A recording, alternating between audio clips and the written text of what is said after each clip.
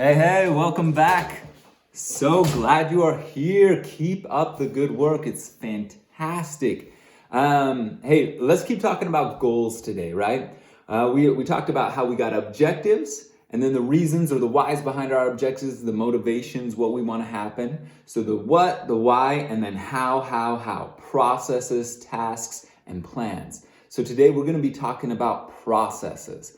And why processes are important and how we utilize them the very best, right? So we're going to talk about a guy named John Wooden today. I don't know if you know John Wooden, but he's a pretty famous basketball coach. He coached at UCLA, and he has set several records that probably will never be touched. He has the most appearances in the Final Four, 16, 4 perfect seasons, meaning they never lost a game the whole season. He's got 10 NCAA men's basketball championships, 7 in a row, and just the most consecutive victories. Like, all this guy does is win. But the crazy thing is, he never actually talks about winning. He never even mentions it. And so this is the crazy thing. How did he win so much without talking about winning? And what does that have to do with us? You want to find out? Stick around and we'll tell you about it. So John Wooden grew up in Indiana, small farm, modest farm, no electricity. He said growing up on his farm, having a mule was a luxury. He'd get up early in the morning to help milk the cows, and then he'd go off and do other farm chores before he headed to school. But he loved playing basketball with his brothers. They had a homemade basketball and a tomato basket in their barn. This is a while ago. And they would play basketball all the time. When he was in high school, he led his team to the high school state championship, and they won. And he got a scholarship to Purdue University. He was a 3-time All-American, the National College Player of the Year, team captain, and then he graduated with a degree in English, married the love of his life. And then he went off to be a high school teacher. He's going to teach English and coach sports. And he was pretty excited about it. But while he was teaching high school, he started to get frustrated because of what students and parents saw as success. He saw that some kids would work really hard and not get the grade they want, and they'd be very disappointed.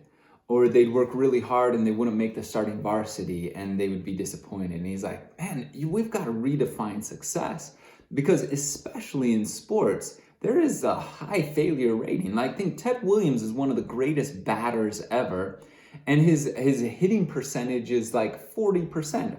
He bats 400. Now, that sounds really good if you're familiar with baseball, but it's 40%. Like, that's failing in school. Or a great shooter shoots like 60%.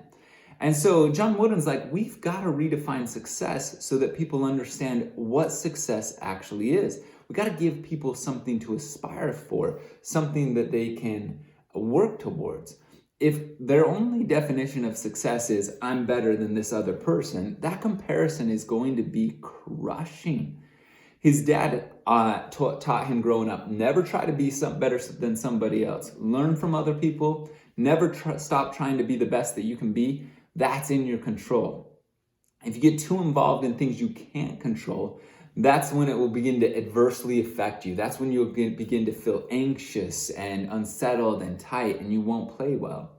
And so John Wooden's definition of success was this: success is peace of mind, which is a direct result of self-satisfaction in knowing you made the effort to become the best you're capable of becoming. In other words, you're successful as you have clear goals and you work on those clear goals. If you work hard on those and you move forward as you grow, that's what we're all about. As you grow, you're going to be great. And so he went on to create something that is called the Pyramid of Success. As you can see it right here, okay? So what he does is he comes up with a bunch of different attributes that he believes that his students can work on. Now you can look this up and study it more online. But on the bottom right here, you got these character attributes, things like hard work and enthusiasm, loyalty. That's, he believes, is the basis of success. If you work hard and you're enthusiastic, he's like, other things are going to fall into place. And then on the next level up, he has some mental skills, right? Alertness, initiative, things like we've been talking about being aware, being present, that sort of thing. And then only the third level up do you get the physical skills, the conditioning, the skills, the teamwork and stuff like that. And then you get some demeanor things, like these are the poise and the confidence. And finally at the top is success. And he says this whole thing is undergirded, it's supported by faith and patience. So he's just saying, hey, if you want to be successful, focus on these processes. The processes are going to take you to the win. If you focus just on the win, you're gonna tighten up and it's not gonna work and you're gonna feel stressed all the time. It's something outside of your control frequently. But if you focus on things like, hey, did I work hard today? Did I condition myself well? Did I work on a certain skill today? Did I take initiative? Was I alert? Was I really intent on what I was doing? Those things are within your control. And the more you do things that are within your control, the more happy you're going to be. So we're going to have you set up your own pyramid of success, okay? And just to help you out, I got a little Ron Swanson here for you. This is his pyramid of success, just to give you a little flavor here.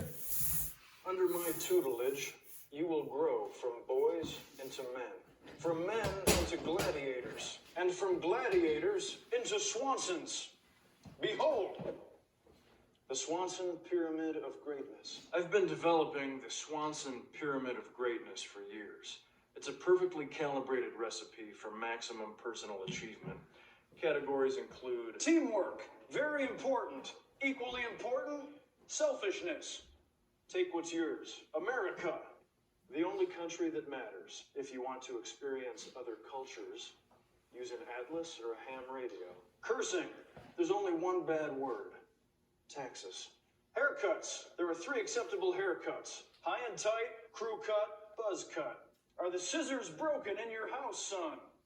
Animal proteins, 4 to 8 servings daily. Cow, pig, chicken, deer. Fish, for sport only.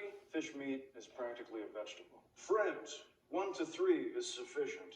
Capitalism, God's way of determining who is smart and who is poor. Skim milk. Physical fitness, honor, facial hair, living in the woods, rage, poise, property rights, frankness. Cut the bullshit. Crying, BO, cabins, skim milk. That's right, it's on here twice. Avoid it. Masonry, stillness, torso, intensity, old wooden sailing ships.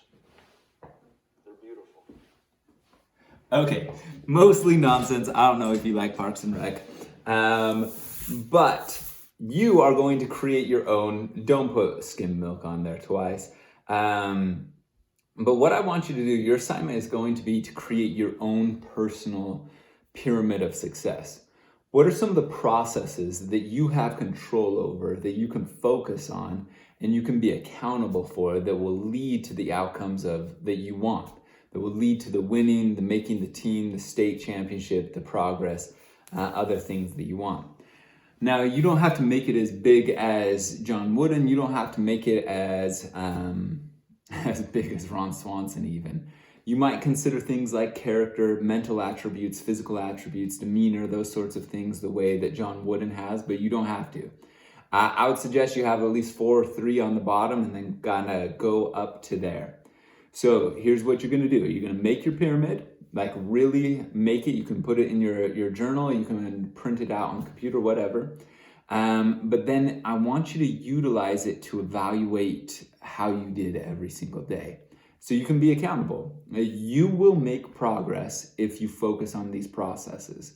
Just like John Wooden didn't have to focus on winning, he focused on these things, and winning was a natural outcome. So if you do this, and don't whine, don't complain, don't make excuses, just be accountable. Do what you can control, trust the process, and where you fall short, begin again, you'll be fine. If you want some help getting through this process, have somebody to talk to through this, feel free to apply for coaching. We'd love to help you out and support you. But let's get going on this. Good things will happen. See you next time. Thanks.